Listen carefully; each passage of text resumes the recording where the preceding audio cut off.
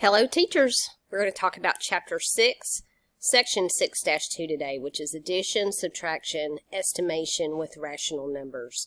When you finish this section, you should be able to understand and explain addition of rational numbers with like and unlike denominators, rational numbers as mixed numbers, subtraction of rational numbers with like and unlike denominators, properties of addition and subtraction of rational numbers, addition properties of equality, and estimation with rational numbers.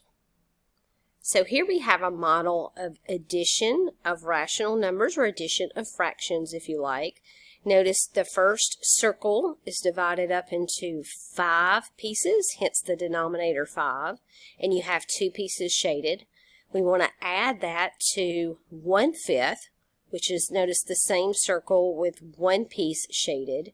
And then you put those pieces together. So don't think about how you add. Think about the model and putting the yellow pieces or the beige pieces with the blue piece. And then this is your sum. And it happens to be 3/5 of the model. An area model is a really good way to discuss addition. Another model of addition is the number line model. So notice at the bottom, we have a number line that is marked between 0 and 1 with 5 separate sections to denote your fifths. You have 1/5, 2/5, 3/5, 4/5, and 5/5, which is 1. And addition on a number line, you start at 0 and draw an arrow for the first value, which stops at 2/5 with no space in between. You denote one more fifth, and notice that lands at your result, which is 3/5. So we can say 2/5 plus 1/5 is equal to 3/5 there. And we have a definition for this. Addition of rational numbers with like denominators. Notice from the 2 different models, we're confident that if you have a common denominator, okay, and we should say b is not equal to 0, then you could add a plus c, and you keep the common denominator of b. Now be very careful that you and your students do not add denominators together. Only the numerator do you add when you're adding fractions. Now if we have unlike denominators, we have a bit more work to do. So notice if we have a over b and c over b are rational numbers. Hold on just a minute. I see an error. Let's fix it. There we go, it's fixed. It's one of those many errors that I find in these PowerPoints. So A or B and C over D are rational numbers. What's important here is these are unlike denominators. Now we do know in general that B and D cannot be 0. We don't have that typed up in our result, but that is true. Then A over B plus C over D. Now notice what we do is we multiply the denominators together. B times D. There we go, denominator. And then we have A times D. So we're crossing numerator and denominator from the other fraction. Plus C times B. And that is a way to add. Now if you think about that, that might not be the way that you think about adding fractions. But that is a way to add fractions. I'm going to talk about the 2 different ways that this can be handled as we go through. So we're going to use this definition, and then we'll use other ways to do this. So before we move on, let's look at the picture. So everybody agrees this first circle definitely represents 2/3. We have a circle that's divided into 3 equal parts. 2 of them are shaded, so that's 2/3. We're adding that to a fraction with a completely different size piece shaded, right? So same circle to represent one whole unit, but this time divided into 4 parts, and we've got 1/4 shaded. Now what have we done over here? Well, if you'll notice, if we use this rule, the denominator b times d, 3 times 4 is 12. So we've taken our circle and divided it up into 12 equal parts. And in the numerator, we have 4 times 2, just like it says A times D. We have 4 times 2 is 8, plus 3 times 1 is 3. The 8/12, is equivalent to 2/3. If we reduce 8/12 to the lowest terms, we get 2/3. So I'm shading in blue 8/12, which is exactly the same as 2/3. And then we have 3/12, which is reduced is 1/4. And shaded over here, notice is the same exact area that's shaded for the 1/4. And now we can add 8 plus 3 is 11 over the common denominator 12. So 11/12 is the result here, and you can see that visually.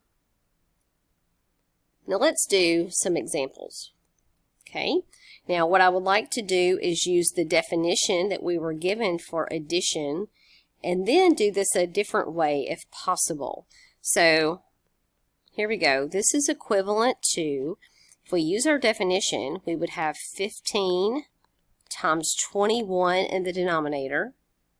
And here we cross this way, that's 2 times 21, plus, cross this way, that's 4 times 15.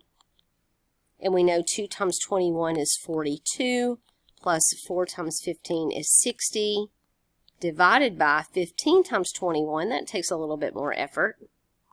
That's 315. Then I add I add my whole numbers. 42 plus 60 is 102, divided by 315. Now, can this be reduced? And you should tell me, yes, Ms. Wilson. Why? Because 1 plus 0 plus 2 is divisible by 3. And 3 plus 1, which is 4 plus 5 is 9, is also divisible by 3. So if I divide each of these by 3, 102 divided by 3 gives me 3 times 34. That's equivalent to 102. 315 divided by 3 is 3 times 105. The 3's cancel, and I get 34 divided by 105. Might that divide by 3 again? You should say no, right? Because 3 plus 4 is 7, although 105 divides. I'm not seeing. I could be wrong. Could 105 divide by 17? Nope. Okay, I think we are at lowest terms here, a completely simplified. Now, is that the only way to do that? Well, let's take a look at another way to handle this.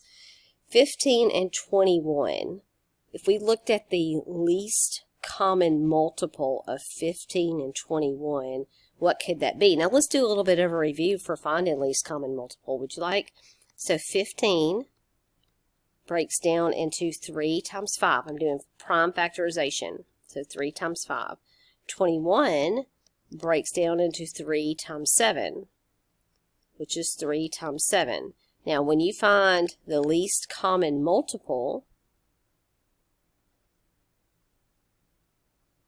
you need one of each that shows up. So 3 to the first, 3 to the first, you need 3. If one of these was raised to a power, you would use the higher of the two.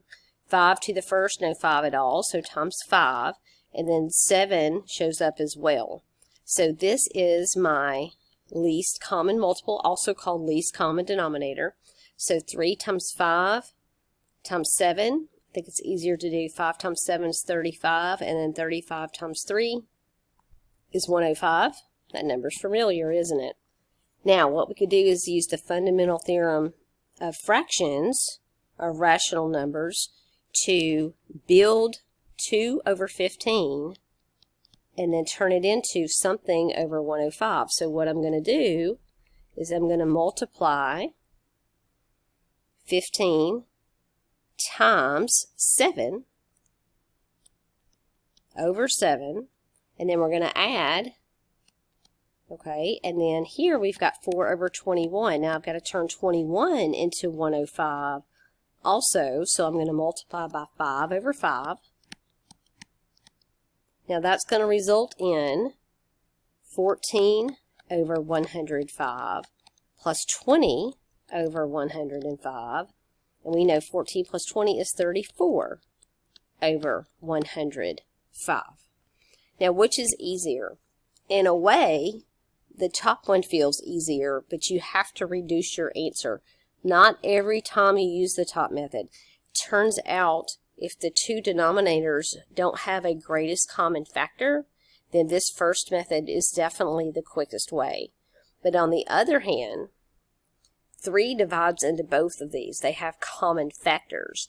And so the least common denominator is not the same as any common denominator. And you don't have to simplify at the end. So it's something to think about. Let's take a look at how the textbook solved it for the PowerPoint. Notice they used 7 over 7 and 5 over 5. Notice that's the second way we did our problem, which gave us 14 over 105 plus 20 over 105, which immediately gives us 34 over 105. Now let's take a look at question B.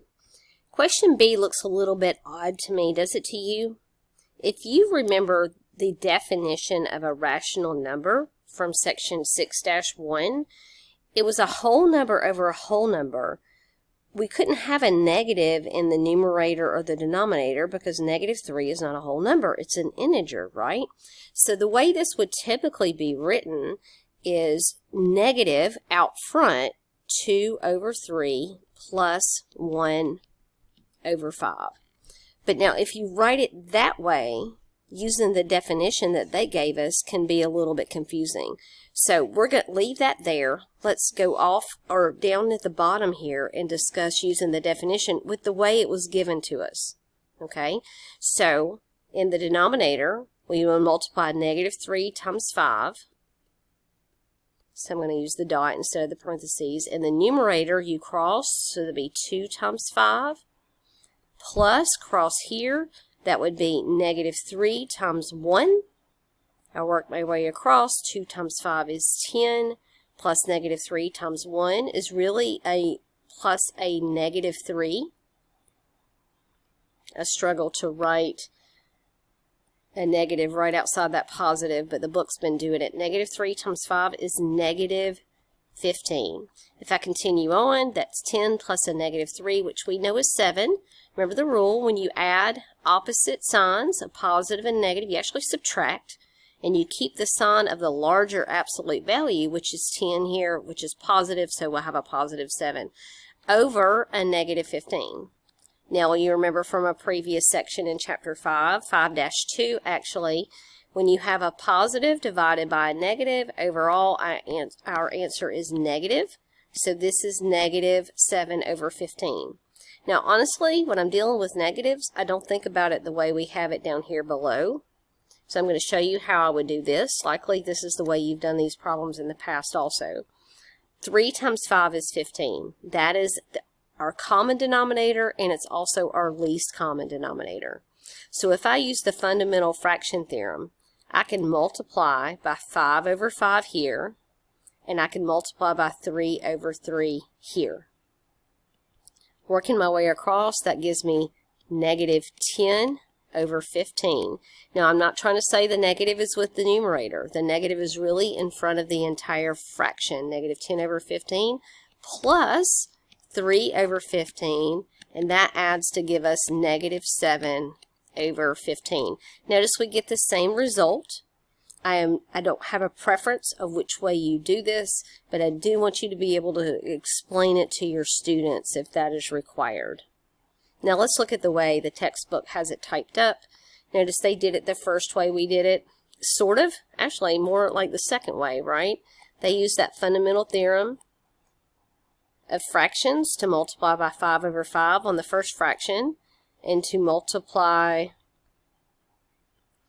by -3 over -3 on the second fraction, which is a little odd, but we can do that.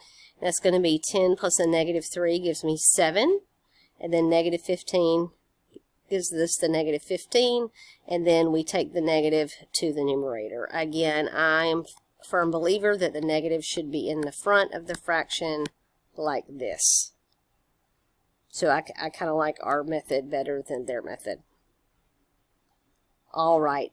Now, I think it's worth a pause. You work on these few problems, and we'll come together and see if we get the same result.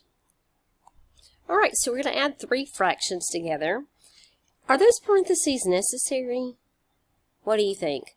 We've talked about order of operations, but not for fractions. It turns out order of operations for fractions is the same as order of operations for integers, is the same as order of operations for whole numbers.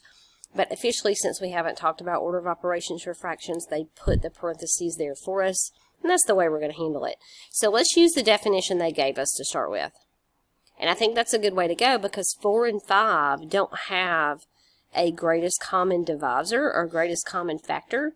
So I'm going to multiply the 5 times 3. That's going to give me 15, plus the 1 times 4 this way. That's going to give me 4. Over the common denominator of 5 times 4 is 20. And then don't forget, we still have to add 1/6.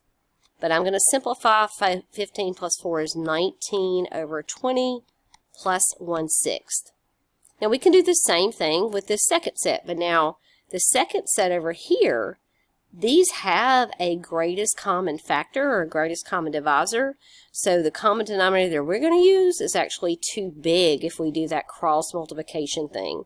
So I'm going to multiply this way, 19 times 6, plus if I multiply this way, 20 times 1, over the denominator 20 times 6, and then simplify. So 19 times 6, I'm just going to cheat y'all and use my calculator. 19 times 6 is 114, plus 20 times 1 is 20, over 20 times 6 is going to be 120.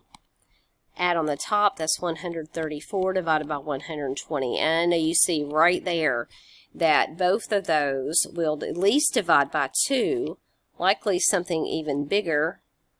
And I'm kind of investigating right now. How about 2 and 3? I think these will both divide by 6. Notice they divide by 2. 1 plus 3 is, oh no, I take that back. That does not divide by 3. Let's just divide them by 2 to start with. So 134 divided by 2 would give us 67 times 2. 120 divided by 2 would give me 60 times 2. Those 2's cancel, and I get 67 over 20. And I do believe that's lowest terms. Now we could take a look to see how the book did it. Alright, so they take our first fraction and multiply by 5 over 5, and then multiply the second fraction by 4 over 4. Somewhat using the definition, but they've written it different. So 15 over 20 plus 4 over 20 gave us that 19 over 20.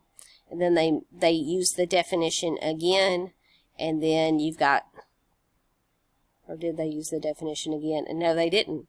They found a common denominator by multiplying 20 by 3 over 3, and then 1/6 by 10 over 10. And that's probably the best way to do it. And that gives us 67 over 60, which is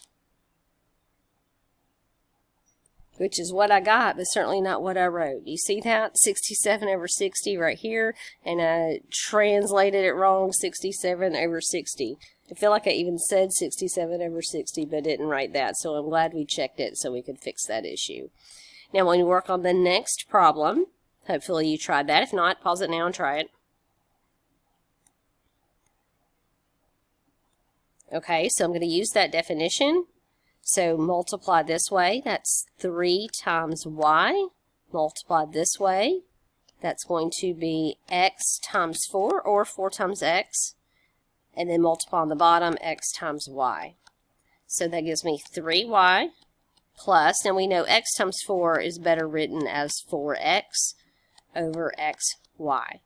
Now, you may very well be tempted to cancel those y's or cancel those x's. We know we cannot do that, right? That's one of the big sins of mathematics students all day long. So you can't cancel part of addition or subtraction, even part of that factor right there. The only thing we could do is factor or use the distributive property backwards to cancel common factors, and there are no common factors here. So this is finished. Let's look at the textbook's version of that. So notice they use the definition, 3 times y, and they multiply the other way, 4 times x. They went ahead and rearranged that 4 times x over xy, and then they added, and of course didn't cancel because there is nothing that you can cancel. Now I've got another problem for you that's probably worth a pause and try that. This one, when I do this problem, I am not going to use that definition. The reason is because it's easier to find common factor here. Okay, you want to find a least common denominator and make it a lot simpler so you don't have to simplify at the end. Now, what would that least common denominator be? So let's take a look. Okay, so I've got an a squared and an a. Remember, to find a least common denominator is the same as the least common multiple. So you have to use every factor that shows up, and it has to be to the highest exponent. So if you have an a squared and an a, you need an a squared. If you have a b and a b squared, you need a b squared. That's going to be our least common multiple, also called our common denominator. Now let's multiply by what we're missing. So I'm going to rewrite my fractions with some space, so you can see that I'm multiplying by what we're missing. So compare what we have now, a squared b, to what we need, a squared b squared. We need another b to make that a b squared. So I'm going to multiply the denominator by b, but I'm also going to multiply the numerator to meet that fundamental theorem of fractions. Okay.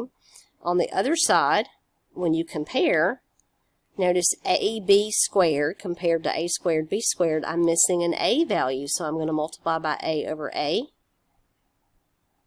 Now that's going to result in 2b over a squared b squared plus 3a over a squared b squared.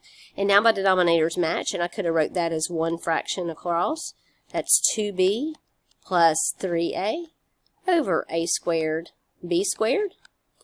And again, nothing will cancel here. I would have to divide here or use the distributive property in reverse, and there are no common factors, therefore I cannot cancel anything.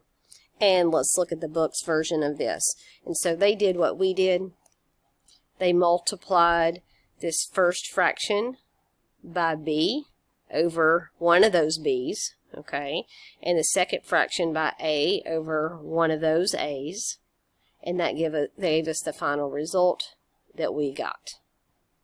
All right, what about mixed numbers? Let's talk about mixed numbers. Numbers that are made up of an integer and a fractional part of an integer. So a mixed number is a rational number, and therefore it can always be written in the form of a over b.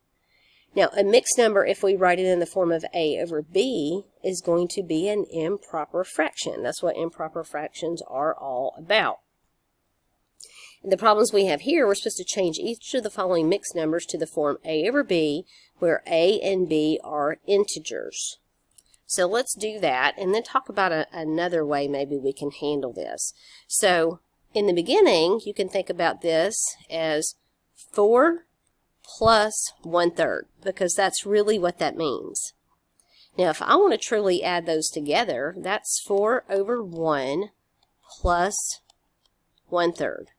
But then we notice we do not have a common denominator. So what am I going to do to get a common denominator? Well, I'm going to find a least common multiple, and a least common multiple for 1 and 3 is just 3. Okay, and I'm going to multiply by 3 over 3 to make that a 3 in the denominator there, and that's going to give me 12 over 3 plus 1 over 3 is 13 over 3. Now you might be thinking in your head, that is not the way that I learned it. Do you remember the way that you learned it? Okay, so the method is you multiply 4 times 3, and then you add the numerator 1 and put it over the original denominator, not 43, 4 times 3, 3. So that's going to give you, now do you see that anywhere in our work? 4 times 3 plus 1, look, right here. 4 times 3 plus 1 over the common denominator 3. It's exactly in our work. So 4 times 3 is 12 plus 1 is 13 over 3. Which way do you have to do it? Well, if you really want to explain to students what's going on, the way we did it first in green is really what's going on. After that, if they want a quick method to get the job done, then the second way that we wrote this in blue is the quick method to get the job done. but it doesn't truly explain what's going on. So I encourage you to demonstrate this the first way to really show what's happening with these numbers. We're adding 4 plus 1/3, which gives us the improper fraction of 13/3, but then using the trick saves a great deal of time. So why don't you pause it and do -3 2/5 both ways and see if this makes sense. Now, are you wondering what to do with the negative? The negative applies to the entire mixed number. So I encourage you to use some parentheses here. So this is negative. It's going to stay out front. Now, this is saying 3 plus 2/5. Not 3 minus 2/5. You could write it as -3 minus 2/5 by distributing that negative inside, but let's just leave the negative out front for now. All right, so remember that 3 is over 1. Now, to find the common denominator, I'm going to multiply 3 over 1 by 5 over 5. That's going to equal negative. I'm going to keep those parentheses. That's going to be 15 plus 2 over 5, which is going to be -17/5. Now, if we use our newfound trick, or our old school trick, right? We multiply 3 times 5, that's 15, and add the 2. So 15, we're going to add the 2, keep that over our denominator that we already have of 5. Don't forget the negative out front, and that's still -17/5, which is what we got the first time. Now, the typed up version of that for you. There we go. Is that it? How about there? Yes. So we've got the negative in the front, the 3 plus the 2/5. They found a common denominator and multiplied here. Notice it looks like they used the definition this time and even did a single fraction bar, and that gives us -17/3. Here we've got change 29/5 to a mixed number. So now we're going the other way. So how could we possibly explain this to students? Now, you may very well know a way to change an improper fraction to a mixed number, but how could we use our definition to do this? Well, if we think about this in terms of a fraction bar, so we've got 29/5 is equal to, we know this is over 5. Now, we know when we split up that we're going to have to write this as some kind of sum. If you think backwards to what we did just a minute ago, there's a sum up here. And what was happening is 5 over 5 was part of that, because we got it, those 5s end up canceling and we get a whole number. And then we've got to think of how many 5s go into 29. Well, there are 5, I'm trying to write 5 5s that go into 29. 5 times 5 is 25, plus there's 4 left over to get 29. Now, if we split this into two fractions, I've got 5 times 5 over 5 plus 4 over 5. So this process is the exact opposite of when we changed a mixed number to an improper fraction. Now we're changing an improper fraction to a mixed number. Now next, I know you see it, these 5s cancel, and I'm left with 5 plus 4/5 that we would rather write as 5 and 4/5. Now, I can tell you that I have never done it that way before. Never. This is the first time I've really done it that way before to explain this as the opposite idea of changing a mixed number to an improper fraction. I bet the way you have done it, and it's the way students understand, but it doesn't show that these are opposite operations, is you said 5 divides into 29. This is taught typically after you learn how to do long division. So 5 divides into 20, we can say, or 29, 5 whole times. 5 times 5 is 25 using our standard division algorithm. Then we subtract. 29 minus 5 is 4. If you'll see, we have our quotient 5, and then our remainder over our divisor. We get the same result. And likely, this method feels more comfortable to you than the method that I did over here. And the method that I did really requires the same amount of work, but to come up with this 5 times 5, we had to use division. How many 5s, how many of those fit into 29, the most number of times? And that's where my 5 times 5 came from. So I encourage you to think about these both ways. How could you explain this to students where it makes sense and it's really true, and then give them an algorithm that makes it easier? And that's the second way that we did this. Okay, now if you'll notice, here's how the book did it. Notice this is the first way that we did this together. We rewrote 29 as 5 times 5 plus 4, which we know is right, but why? Okay, and again, it's so this 5 and this 5 will cancel when we split it up, and we had to find the most number of 5s that fit into 29, and then this leftover part. And this leftover part, this number has to be less than 5. It has to be, to make this a mixed number with a whole number part and a proper fraction that goes with it. All right, now I've just reached out just a little bit past my 30-minute mark, so we're going to stop here, and then we're going to come back and talk about properties of addition for rational numbers and the remaining objectives that showed up on page 1, and this is for 6-2. I hope you have a wonderful day, and come on back as soon as you can to watch the next part.